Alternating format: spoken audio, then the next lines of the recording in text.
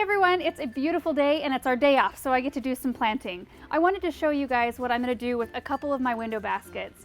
I've mentioned before that I have a pretty small garden, so a lot of my vegetable and fruit growing gets either tucked into flower beds, planted in pots, snuck into any spare space I can find at the nursery where I work, and I even have a vegetable garden space out at my parents' house.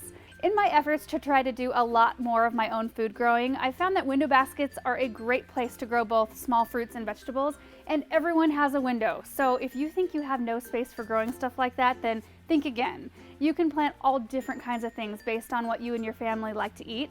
I'm going to plant 3 different things in mine. I'll start by lining the edge with 4 Laramie strawberries, which are an everbearing type, and I can fit 9 plants in this 44-inch window basket. Behind those, I'm going to plant 4 Gonzales cabbage, spaced out evenly, and then I'm going to line the back with candy onions, and I'll be able to fit about a dozen or so of those. I like to start with the plants, just pop them out of their containers, separate them, and plant. This combination would look even more pretty if you replace some of the green cabbage with red. The color contrast would make it look really aesthetically pleasing, but we don't eat a lot of red cabbage, so it doesn't make a whole lot of sense for me to do that. But there isn't anything much cuter than seeing beautiful ripe strawberries hanging from the edge of the basket. The biggest thing to remember is to choose things that don't get enormous. Take cabbage for instance. Most cabbage get pretty good size, but the Gonzales cabbage only produce about softball size heads, so they won't take up too much room, and that's really the perfect amount for one meal for Aaron and I, which means we'll get about 8 meals worth of cabbage off of just these 2 window baskets.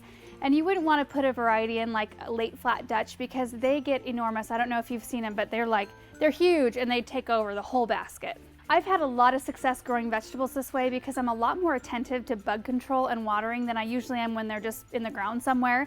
One, because I want them to look nice since they're more of a focal point, and also because they're part of my daily watering ritual, so I look at them every single day.